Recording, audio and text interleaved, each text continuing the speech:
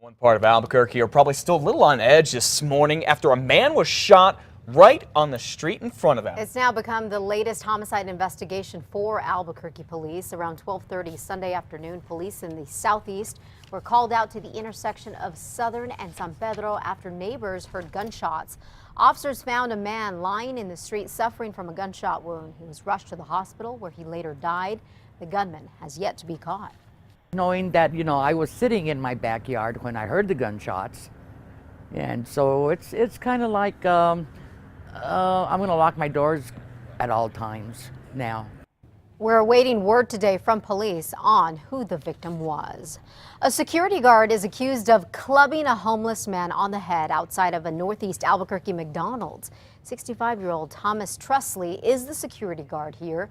According to the criminal complaint, police say Trusley told them he asked a homeless man to leave the McDonald's near Central in Wyoming and that the man held up a metal pipe telling Trusley that he was going to kill him. But witnesses contradict the guard's story, saying it was Trusley who approached the homeless man, yelling at him, then hitting him on the head. The homeless man was transported to the hospital for treatment. During his court appearance Sunday, the security guard pleaded with the judge to let him return to work. I'm going to let you return to the scene of the alleged incident because and that's your place of work. Trusley is charged with aggravated assault with a deadly weapon.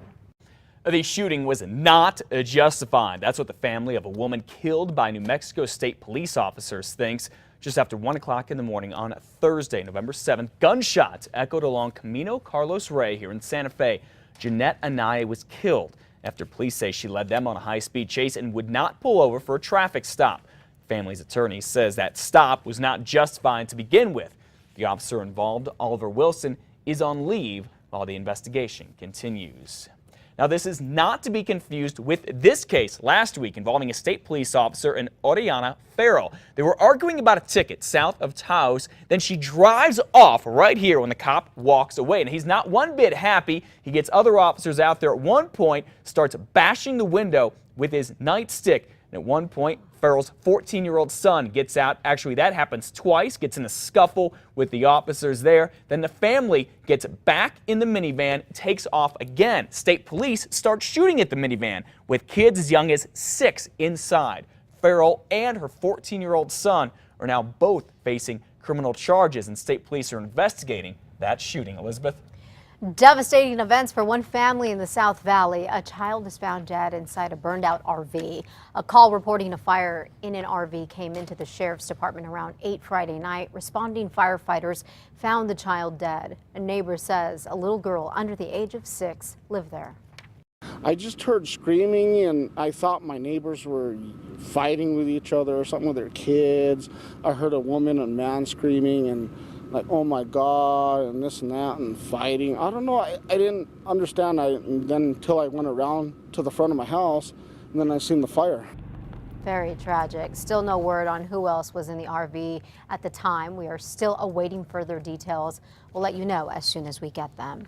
And remember that string of car fires Friday morning that we told you about? Arson investigators are now calling it suspicious. 16 cars in all were on fire at an apartment complex near UNM. Sky News 13 video shows charred cars in the lot off of Spruce and Copper. Firefighters managed to keep the flames from spreading. The search is on for the arsonists.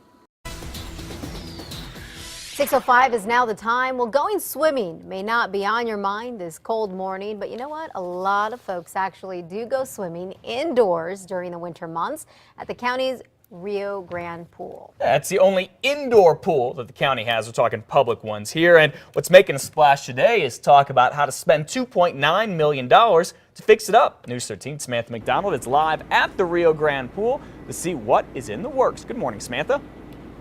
Good morning, Matt. This pool behind me has been around for 40 years, and local swimmers are very passionate about it. And what happens to it from here on will be discussed here tonight. The pool is just so old it's become too expensive to maintain. That's according to county officials who say it needs to be replaced entirely. So the plan is for a new slide, a new roof, heating, cooling, and ventilation systems. The pool will also be lengthened to 25 yards, making it usable for swim meets. The first phase of renovations begin Thursday. The County Parks and Rec Department is asking for community input about this pool and others across the county. It's all known as the Aquatic System Master Plan. I think the things that I'm hearing they're not doing that I'd like to see is more locker room facilities. Probably an Olympic-sized pool, which means 50 meters that way and 25 yards across that way. I think that would really help my training.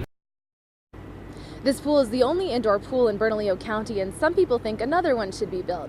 You can share your opinion here at the Rio Grande Pool tonight at 6. Back to you. All right, can't wait till that work is all done. Thank you for the heads up, Samantha. So you know the pool's going to close when the project begins. That's November 25th. Construction is expected to last through next spring, and the pool should be open again by the summer.